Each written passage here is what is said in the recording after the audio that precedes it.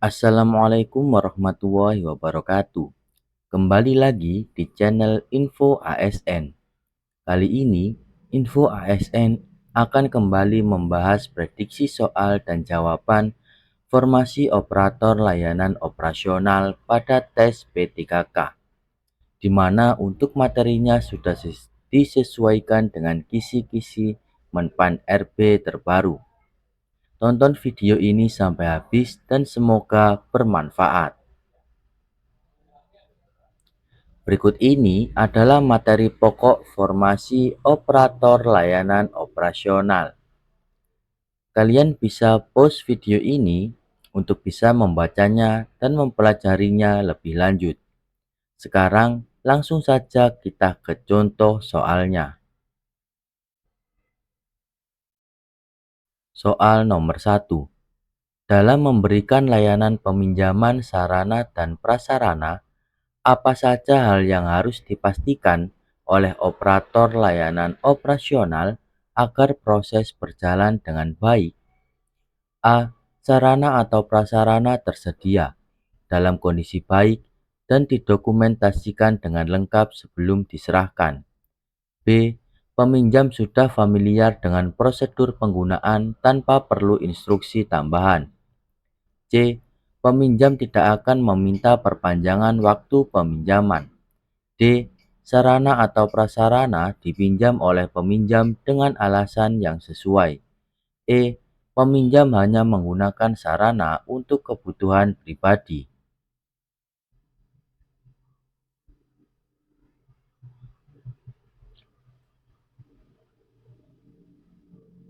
Untuk menjaga kualitas dan melindungi sarana prasarana, maka sebelum melakukan layanan peminjaman, operator haruslah memastikan beberapa poin penting, seperti ketersediaan sarana dan prasarana, kondisi terkini, melakukan dokumentasi terkait identitas peminjam, waktu, kondisi sarana saat dipinjam, kemudian memberikan instruksi penggunaan hingga pengembalian untuk mengingatkan peminjam akan tanggung jawabnya. Hal tersebut dilakukan untuk memastikan kegiatan operasional tidak terganggu untuk kedepannya terkait peminjaman. Jadi jawaban yang tepat adalah A, bahwa sarana atau prasarana tersedia dalam kondisi baik dan didokumentasikan dengan lengkap sebelum diserahkan.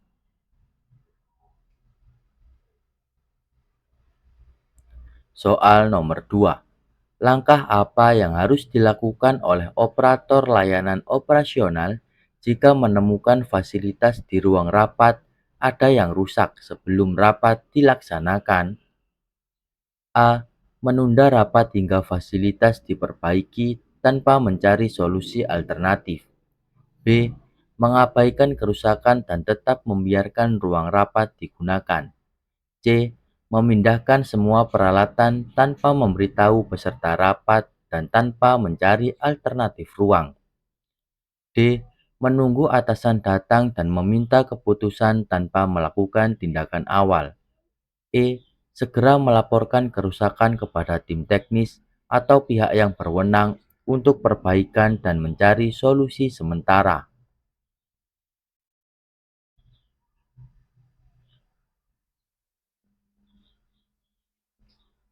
Sebagai operator layanan operasional, memastikan fasilitas ruang rapat siap digunakan merupakan salah satu tanggung jawabnya.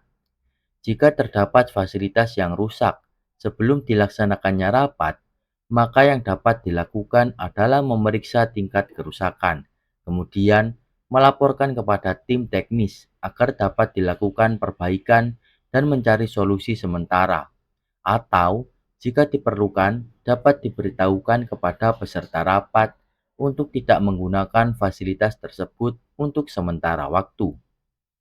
Jadi jawaban yang tepat adalah E. Segera melaporkan kerusakan kepada tim teknis atau pihak yang berwenang untuk perbaikan dan mencari solusi sementara.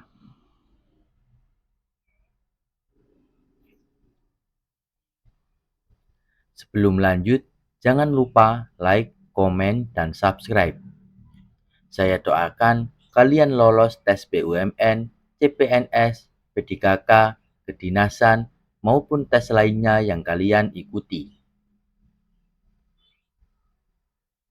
Soal nomor 3. Apa yang dimaksud dengan kalibrasi dalam pemeriksaan sarana dan prasarana dalam konteks operator layanan operasional? A. Penggantian alat yang sudah usang dengan yang baru. B. Menggunakan alat ukur tanpa perlu mengecek standar hasil pengukurannya. C.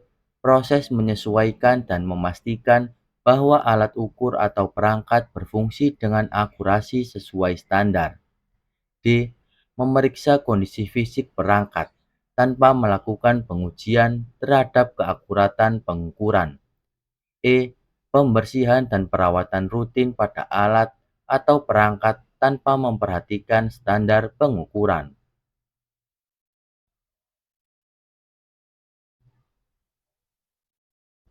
Kalibrasi adalah proses mengukur dan menyesuaikan alat ukur agar hasil pengukurannya tetap akurat dan sesuai dengan standar yang telah ditetapkan. Dalam pemeriksaan sarana dan prasarana oleh operator layanan operasional, kalibrasi sangat penting dilakukan untuk menjaga akurasi dan memberikan hasil pemeriksaan yang sesuai, sehingga didapatkan performa sarana dan prasarana yang baik. Jadi jawaban yang tepat adalah C. Proses menyesuaikan dan memastikan bahwa alat ukur atau perangkat berfungsi dengan akurasi yang sesuai dengan standar yang ditetapkan.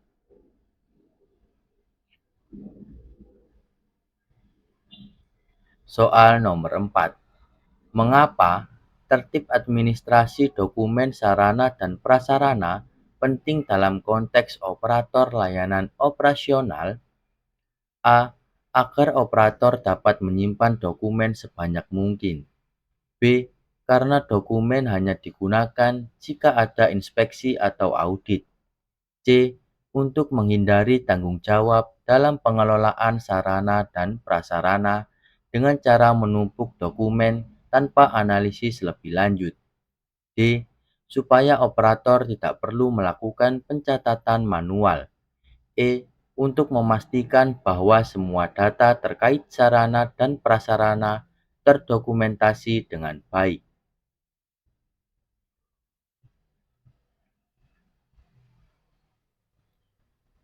Operator layanan operasional bertanggung jawab untuk memastikan bahwa semua dokumen tercatat dengan baik, akurat, dan mudah diakses. Untuk itu, diperlukan tertib administrasi, sehingga akan membantu dalam hal pemantauan, perencanaan, dan pengelolaan fasilitas menjadi lebih efisien. Selain itu, tertib administrasi juga berguna untuk menjaga transparansi dan mencegah adanya kehilangan fasilitas.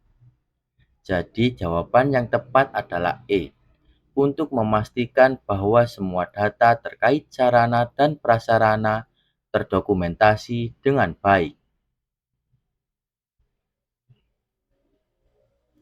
Berikut ini yang merupakan indikator utama keberhasilan dalam distribusi sarana dan prasarana adalah: A. Operator hanya memastikan barang dikirim tanpa perlu melakukan pencatatan. B. Semua barang sudah keluar dari gudang distribusi. C. Barang dikirim secepat mungkin tanpa mempertimbangkan kualitas. D. Barang diterima oleh pengguna tanpa perlu ada konfirmasi lebih lanjut. E. Semua sarana dan prasarana dikirim tepat waktu, dalam kondisi baik, dan sesuai dengan kebutuhan.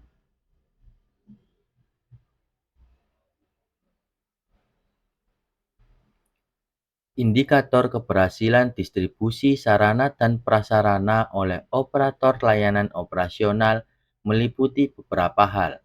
Yang pertama adalah ketepatan waktu, yakni dikirim dan diterima sesuai dengan jadwal yang ditentukan. Kedua, terkait kondisi barang. Barang didistribusikan dalam kondisi baik. Ketiga, sesuai kebutuhan, di mana untuk jumlah dan spesifikasi sesuai pesanan. Keempat, ada dokumentasi lengkap.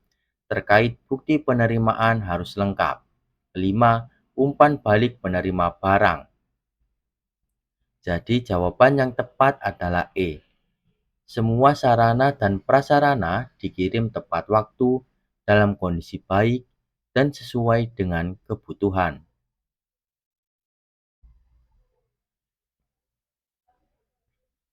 Soal nomor 6. Berikut ini yang merupakan tugas pokok seorang operator layanan operasional adalah: A. Menyerahkan tanggung jawab pengelolaan peralatan dan fasilitas kepada pihak lain. B. Menggunakan sarana dan prasarana tanpa perlu melakukan pencatatan atau kontrol penggunaan. C. Mengelola dan memastikan kelancaran operasional, fasilitas, peralatan, serta sarana prasarana sesuai prosedur. D. Mengabaikan prosedur operasional dan hanya menangani masalah besar. E. Hanya bertugas menerima dan mencatat barang tanpa melakukan pemeliharaan atau pengecekan kondisi.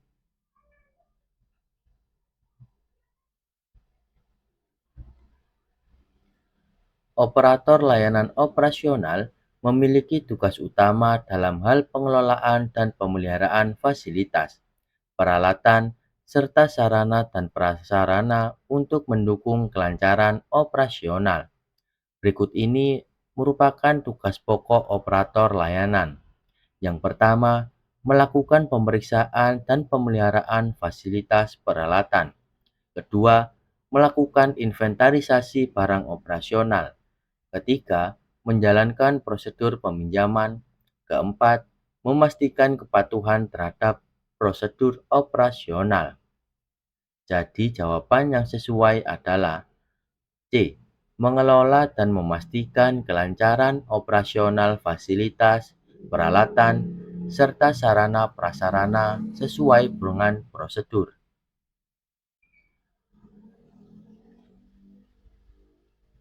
Soal nomor 7. Berikut ini informasi yang wajib dicantumkan dalam pencatatan inventaris operasional adalah: A. Nama barang dan jumlah barang. B. Mencatat jumlah dan spesifikasi barang yang sering digunakan. C. Mencatat jumlah, spesifikasi, kondisi barang yang bernilai tinggi. D. Nama barang, spesifikasi, jumlah, lokasi penyimpanan, kondisi barang, dan tanggal pencatatan. E. Nama barang dan harga belinya.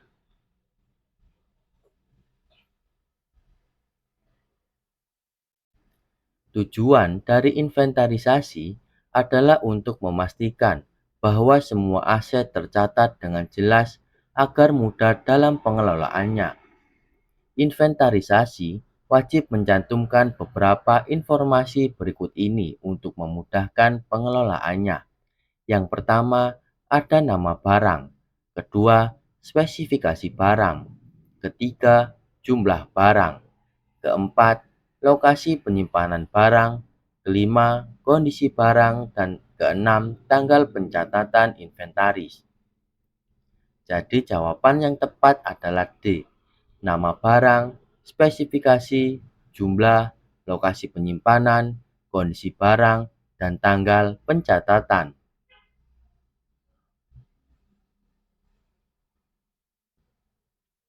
Soal nomor 8. Langkah apa yang harus dilakukan oleh operator layanan operasional jika dalam proses inventarisasi ditemukan barang yang belum tercatat? A. Menyimpan barang di gudang tanpa mencatatnya dalam daftar inventaris. B. Mencatat barang tersebut ke dalam daftar inventaris serta melaporkannya kepada atasan untuk verifikasi. C. Membuat catatan sementara tanpa memasukkannya ke dalam sistem inventaris. D. Menghapus barang lain dari daftar inventaris untuk menggantikannya dengan barang yang ditemukan. E. mengabaikan barang tersebut karena tidak terdaftar dalam sistem sebelumnya.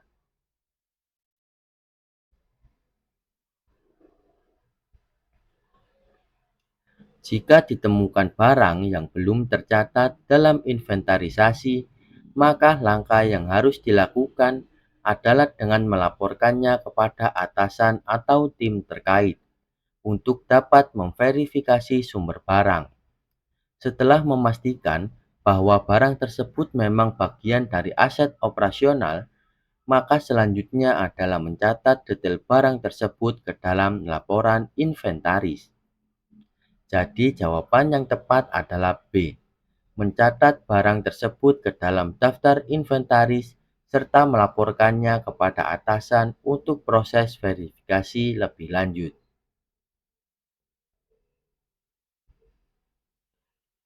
Terima kasih sudah menyimak video ini hingga akhir. Kurang lebihnya mohon maaf dan semoga bermanfaat.